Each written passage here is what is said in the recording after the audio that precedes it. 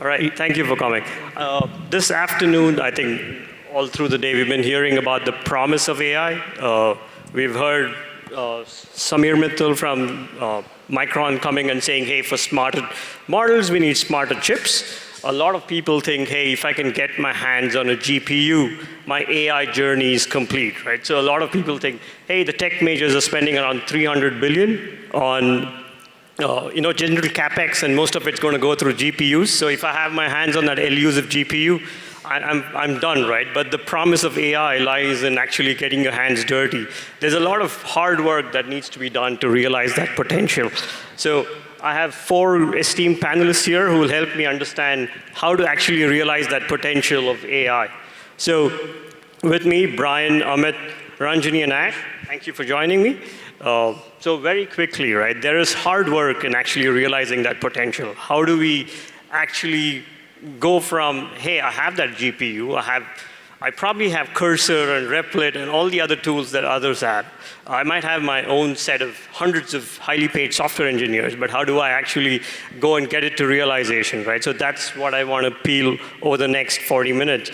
So first question, Ranjani, and to Amit as well. So between the two of you, Amit, you run probably a brand new startup, fresh off the ground in building a new tech stack. You're using the latest AI models.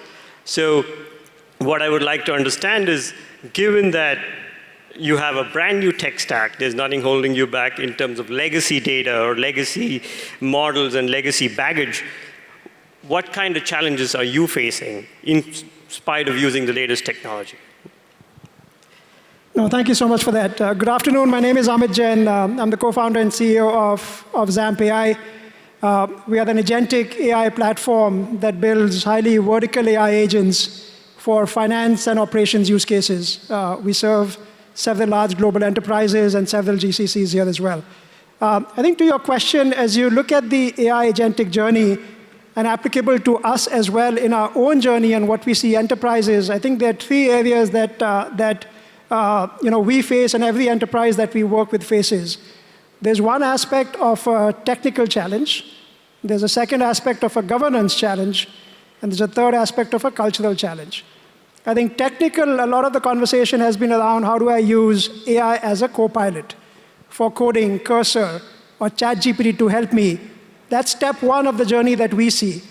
Step 2 of the journey is how do you move from a co-pilot to an AI agent, to a digital employee that's not just a co-pilot, but actually does the work at large scale of maybe teams that are doing the current work at a very, very high accuracy. The journey there is a combination of training, of accuracy, and maintenance. It's almost like hiring a new worker and saying, how do I get a worker to come up the learning curve on accuracy? So that's the first aspect of journey that every company has to go through. The second aspect is around governance. Everything that you would have for a human person, security, governance, data access, privacy, in terms of an AI agent preventing prompt injection to do something that was not intended, there's a governance aspect that is very critical. And the third aspect that's critical for everybody is cultural. If you're hiring a new person or if you have somebody who is adopting AI, where are we in the mindset of AI native, AI first, AI skeptic? So all those 3 areas are journeys that we see we have to overcome as a startup ourselves, but every enterprise that we work with has to go through those journeys. Great. Thanks, Amit.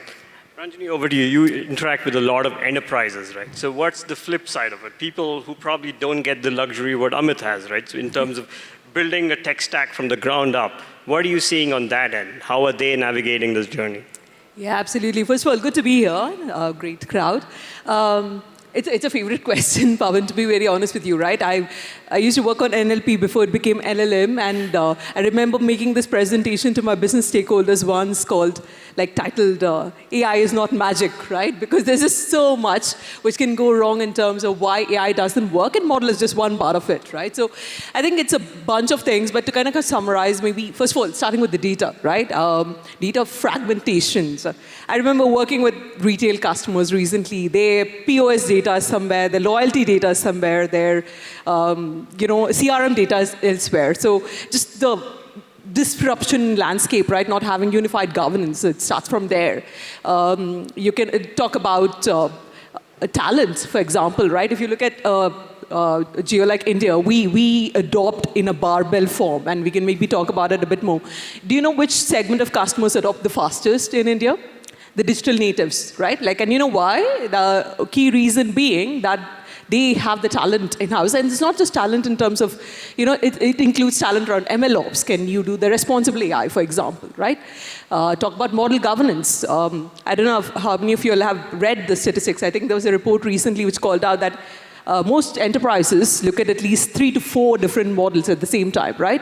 You would use open source, you would use closed source, you would use hybrid, small language, large language models, which means how do you have governance across all of these models at the same time, right?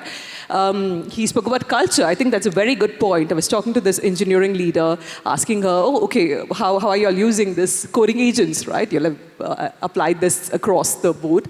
And she mentioned a very interesting point.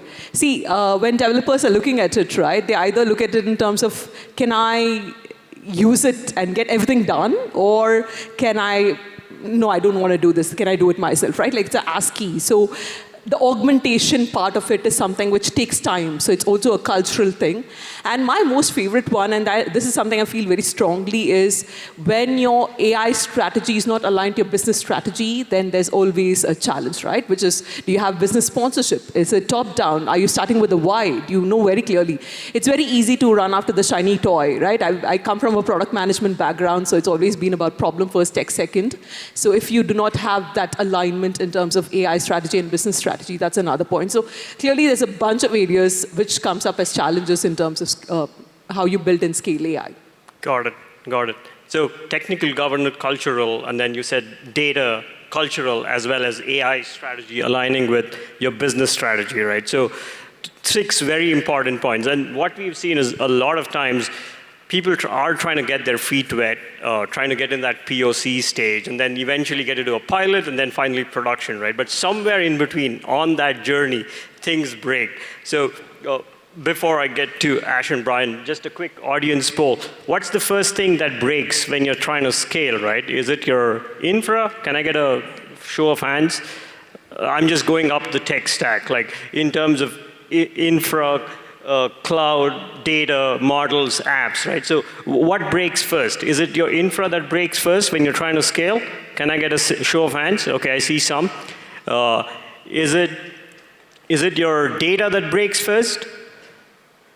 Okay, a few more. Is it the models that break? Oh, many more. Is it the app that breaks? Oh, a lot more. Okay, looks like a lot of people are facing challenges with the apps. All of the above. All of you. All of the above, yeah. That's when you have a disaster. Yeah. So, okay. So on that note, right, so given that people are facing difficulties everywhere, my next question is to you, Brian. So given, you're using lots of new ways of building apps, and I'm starting with apps because I'm coming down the tech stack now, and that's where most of the hands went up. Is there, in the digital native way and the AI native way, there was a way you build apps for the cloud environment. Now that we're moving over to an AI native environment, is there a way you should be building apps differently, right?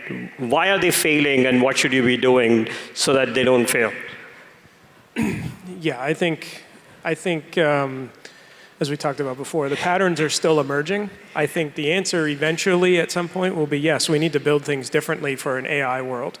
We need to contemplate how we're going to structure the data, how we're going to structure the infrastructure to be able to deal with the new realities of how these things scale. The non-determinism that provides the power of AI is hard to test for. both in terms of outcome and in terms of performance and these types of things. So, I think it's still early in this journey. People are still largely building some pieces of software the same way they used to, but are dabbling with different elements of this, with the, like you mentioned, the copilot versus the agentic approach. But I do think it will evolve. There will be a new model. There will be a new set of paradigms. I just think it's too early to say exactly what they are yet. Got it. And it's not just because the whole motion is new, but the tools that we're using in that motion are changing every month. Right? There's new tools, there's new AI browsers, new IDEs, all these things coming out all the time. And so what you knew 6 months ago is already outdated, right? But I do think that will settle out a little bit. It'll become a little bit more predictable in the coming years. Got it. But to realize the outcomes, are you trying to build a new set of tools or a new set of, I would say, libraries and I would say enablers to make sure your code is resilient? Is there anything that you've seen in terms of best practices there? In terms of making the new code resilient? Yeah. Yeah, I mean, I think for the moment, we're largely still stuck with the old paradigms. But, the AI motion is breaking down some of those. One of the things that I've seen a lot that is a challenge is, historically we've been taught, minimal access, provide minimal access from the database to the applications to the users. Well, that's nice, but AI can be most powerful when you give it all the things, because then it can answer questions you didn't think to plan for. And that kind of inherently flips that upside down, that you tend to want to give it access to everything. And I think we're going to see some backsliding on some of the security type of approaches because of that, right? So I think AI and some of these aspects are turning the long-standing best practices on their head. I suspect eventually we will realize those were the right practices, and once the fear of missing out and the race to do the next best AI thing kind of settles out, we'll see a reversion back to that. That's what I think is going to happen. Got it. And one of the things that, Ranjani, you brought up was data readiness, right? So, and having the right set of data will actually bring in the right model outputs as well. So, given that you work a lot with data ash and Snowflake, what are some of the things you've seen in terms of the companies that are doing well, right? How are they getting the data ready so that the AI is actually able to use that data? Yeah, great question. But I think just to pick up on one of the things that Brian was touching on. So a trend that we're seeing from our customers is, and something that we promote really heavily is, rather than taking data to your application or data to your AI layer, flip that around. Okay, so bringing applications and AI to where you have your data, and that gives you a lot more control from a security perspective, but also a performance perspective. But I'm of the same view. I think that there's still a lot of innovation to happen in that area, and it's incredibly exciting how quick some of those architectures are moving.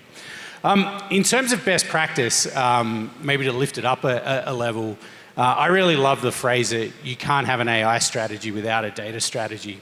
And in our engagement with customers and partners, everyone has great ideas around, all these wonderful problems that AI can solve, be it customer experience or whatever, the list goes on.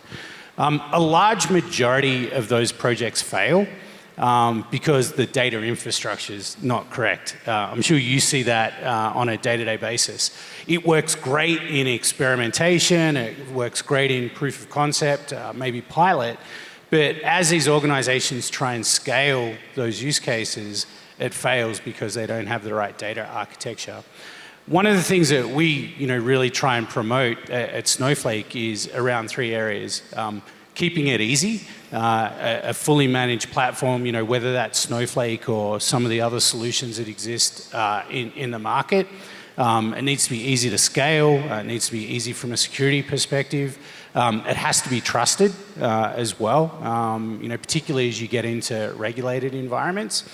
And then an area that I find really interesting is this concept around connected data ecosystems. And we do a lot of work in this space where the value of a company's data is incredible, but enriching that data with connections to outside sources as well makes it much, much more powerful. And I think that that is an area that is emerging, and it's incredibly exciting as well. All right, thanks. So Ranjani, you want to add to that? I can add to that. I think you made a very good point, right? I think it's going to be closer to meet the customer where they are in terms of data, where they are, whether it's structured, unstructured, JSON file, getting it from an application, right? And I think that's going to become more prevalent. Another thing when you talk about scale, I think a couple of other panelists talked about it as well. See, I call this POC graveyard, right? You'd come under the POC and then it doesn't go into production because there are challenges which comes up when you're moving things into production. A large part of which is scale, right? With the infra layer especially. So when you're scaling, how does it work out with the infra layer? How is the consumptions? How is the cost, latency? Those are things which comes up, right? Which means working with your hyperscalers to make sure you have predictability in terms of the throughput, for example, is important, right? Having that clarity in terms of how you're measuring that is going to be important. Legacy systems. I think a lot of times when customers move from legacy systems, they are not built for AI-first applications, which means they're not microservices, they're not modularized, they're not containerized. And that makes it harder still, right? And that's key for everyone to think about, like CTOs over here to think about as they build it out, because think about it, right? Like you need to keep your data ecosystem ready for synthetic data at some point in time, which you need to consume, which means that this becomes important. And the last point maybe I'll also add is, see, I think the way adoption happens, maybe it's two ways, right? Like when we started off, most companies started with, how can I make this faster? So it's taking 10 steps, can I make it in 3 steps, right? Like I'll summarize it, I'll shorten it, I'll give you an answer. I think where that maturity curve goes is, can I make it better? Can I transform my experience to make it different, right? That is a change. Which means that now it's not AI enhanced, it's AI native, right? And that's hugely different. Like I remember building out this AI product at some point in time in one of my earlier orgs where I used to build out a in-product support and then we will bring in let's build a virtual chatbot, which is like an enhancement, right? Now you don't do that. You build AI native applications, which means you need to build it grounds up in terms of architecture, and it's key for CTOs, therefore, to think about it from that in terms of how it fits in, how AI fits in at a SKU level, right? Yeah. Got it. Thanks, Ranjani. And do you want to add anything? Yeah, I think I can add a few things, right? So, 100% agree with you got to have your data strategy, data plane, bring AI to data because that's what will help companies scale. Now, let's assume you've taken the step and you've said, okay, I've got a data consolidated, my AI comes to my data plane. What can you do with AI strategy, right? What is the next step and how to think about that? I think that's where it unlocks true opportunities which were not possible earlier. And I think that's what it unlocks opportunities in terms of an era of, we are in the biggest fundamental transformation time of our lifetimes. And what agentic capability can unlock on top of a clean data platform is limitless. And why is it limitless? Because we as humans, when we do work, we have certain things that we do that can help us adapt to various processes or use cases. We can communicate. We can read a document and understand, synthesize. We can learn. We can reason. We can generate. Many of those capabilities are possible using AI today. And they're getting better as models evolve. Now you take all those primitives and say, I've got a workflow where I can combine an agent that can read the most complex documents. Could be a 100-page contract, could be a 1-page invoice.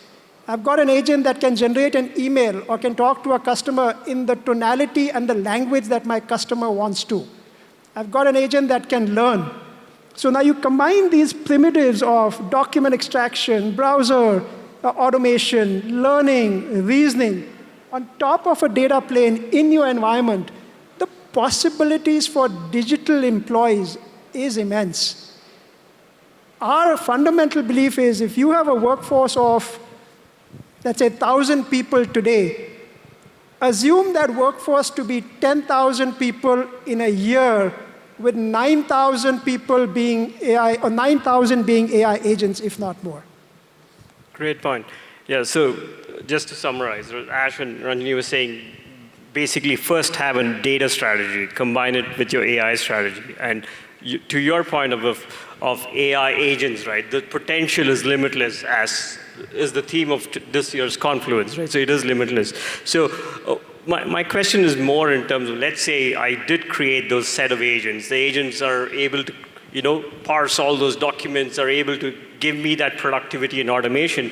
But is my organization ready to utilize that, right? So how do I use those agents in terms of, is it human assisted? Is it I think one of the things, Ranjani, you were saying about was an agent boss. Like, can I have where you're bossing the agents or the agents are bossing over you? So either of them means there should be a degree of organizational readiness to all this, right? So just in terms of how you've been seeing the various enterprises, so what's the level of organizational readiness that you need to actually start, harnessing the potential? Any comments there, Ranjani? Yeah, no, absolutely. I think Microsoft came up with this paper very recently. It's called Frontier Firm. We call 2025 the year of the Frontier Firm. So what is a Frontier Firm, right? The entire concept is, at some point in time, we're going to have intelligence on tap. So if you think about agents, and I totally agree with him, right? A big fan of how agents are evolving. So we call out 3 phases in which it gets adopted, right? At phase 1, and which I think is already there to a large extent, is where every employee has an agent which assists them, which means it helps you do all the grunt work, it helps you do things faster, better, it improves efficiency. So that is phase 1. Phase 2 is when you would have agents join you as teammates in a conversation, right? That's phase 2, where you're working alongside with agents. And phase 3 is a phase where we eventually get to where human directs it, agent operates it. That's the ecosystem where you operate, right? And I think every single organization should think about how do they bring that ecosystem together, which is across all the layers, right? And building it across the layers. So I think that definitely is important.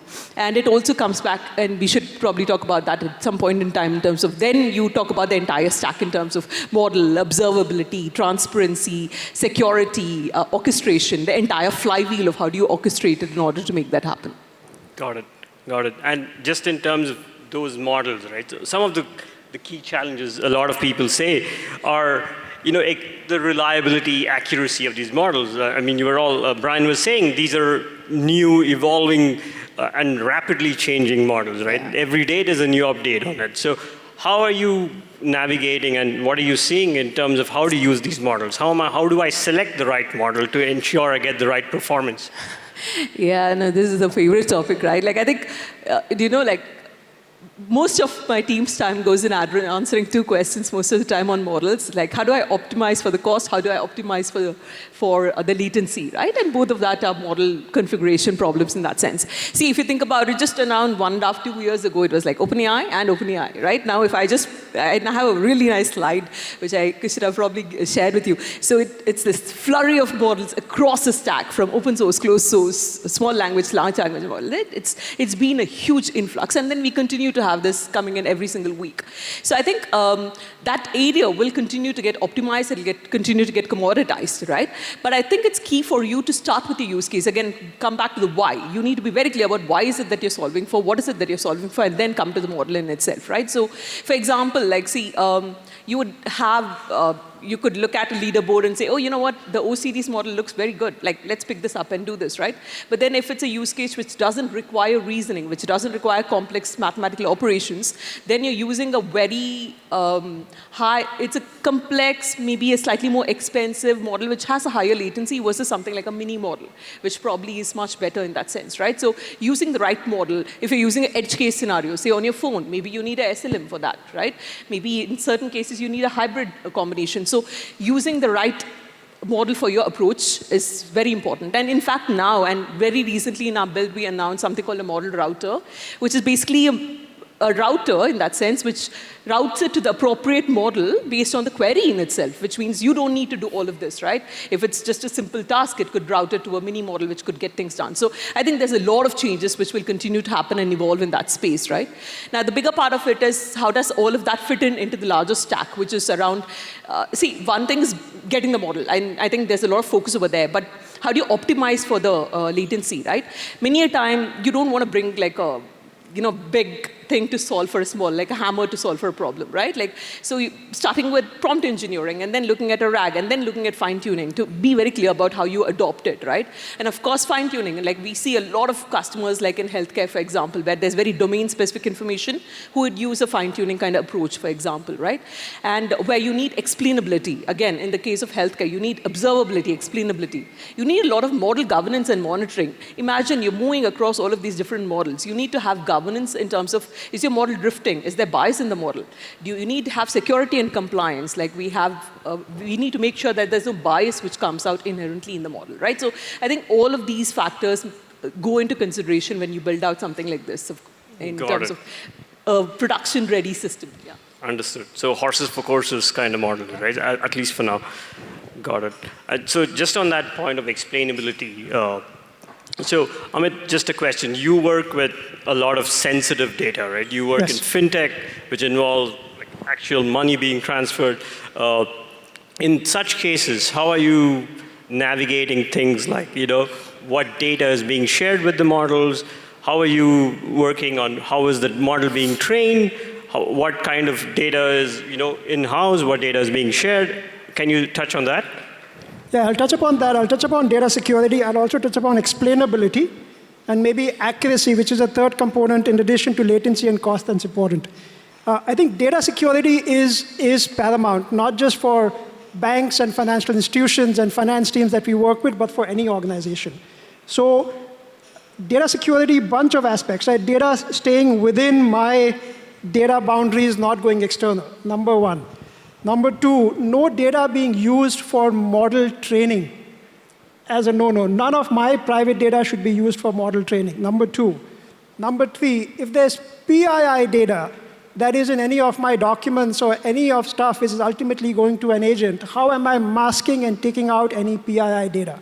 So none going for training, sensitive data, all data remaining within my environment, none being sent to a model which is PII or anything sensitive. I think all those are core without which anything breaks apart, number one. Explainability. Explainability is key for getting confidence in an agent and for compliance, for SOX audit, for any kind of purpose. So explainability, why did an agent do this? What did they do? Is it clear? Is it documented?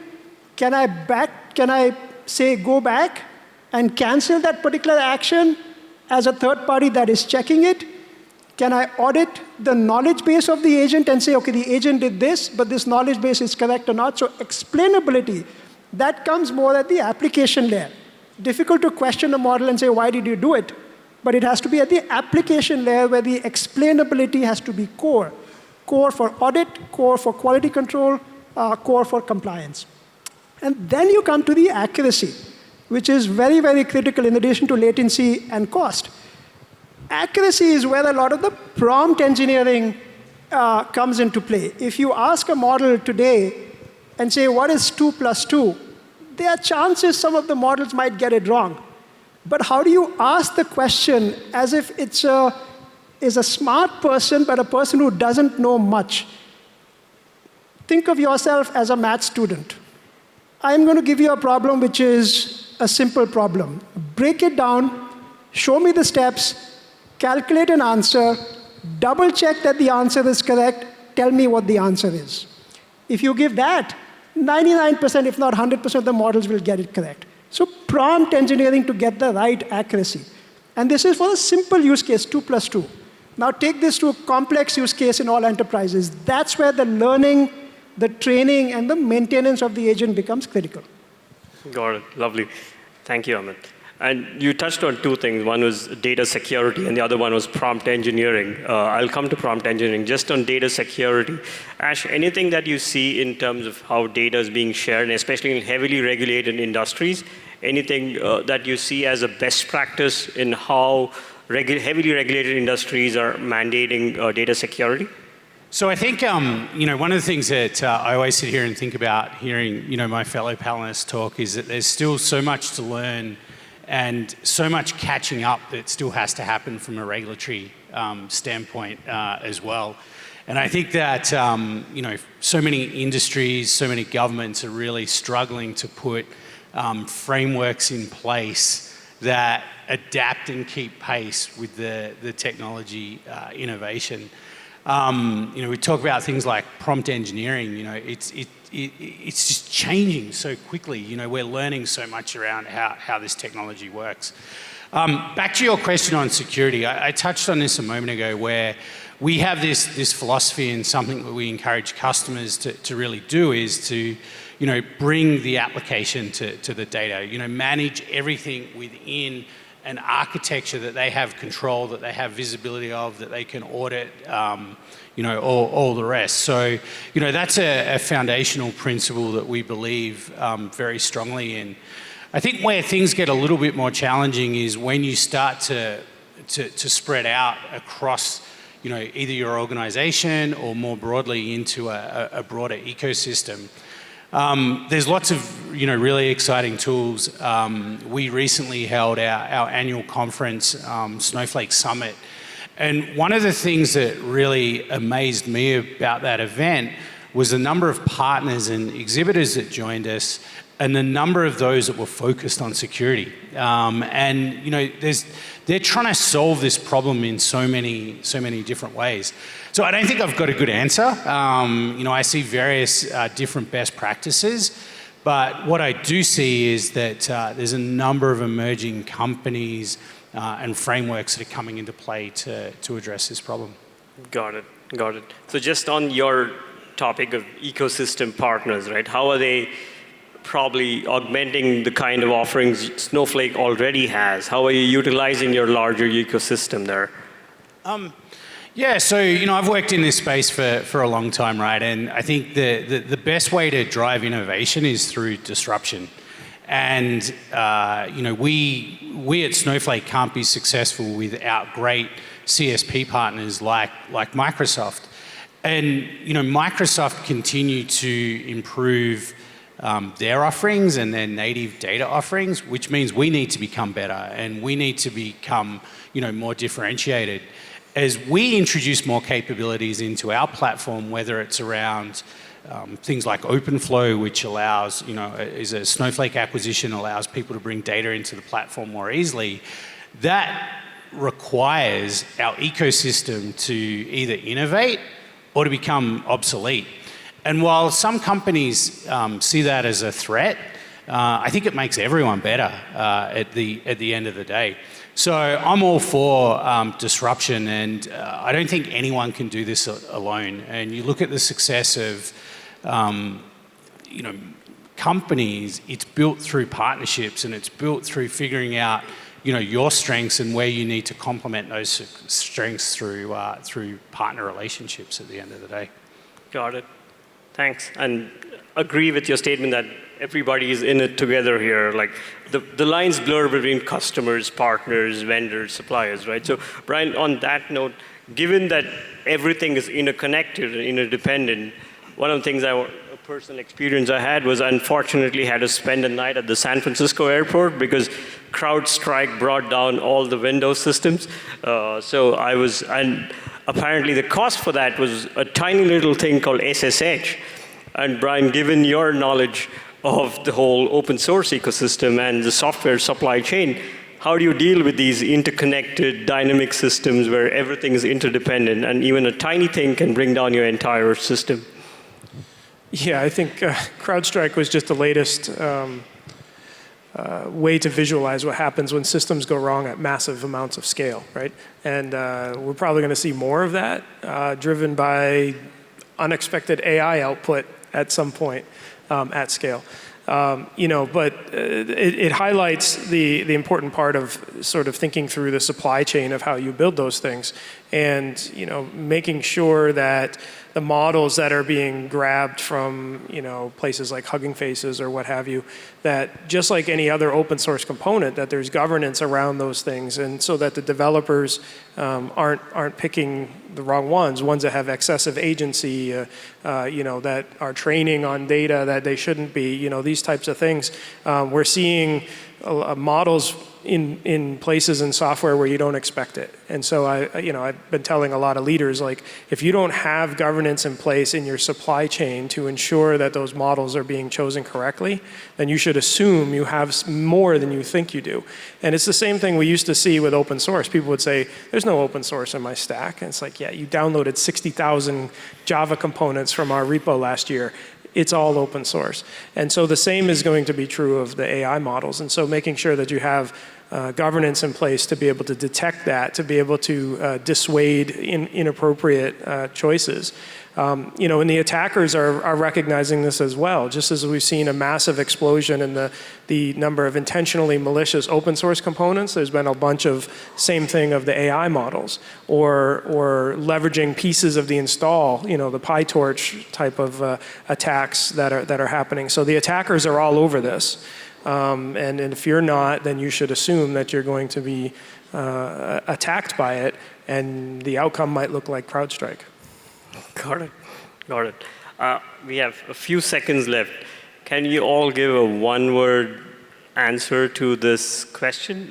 One key recommendation to a CTO to scale AI effectively in 2026, Brian? Governance. Amit? Embrace agentic. Your future org is 100x bigger than your current org. 99% of that is AI agents. That's more than one word. Agentic, that's the word, right? So, I did a sentence as well now that he did it. So I think that it's time we look at AI as a product and not as a technical project. Got it.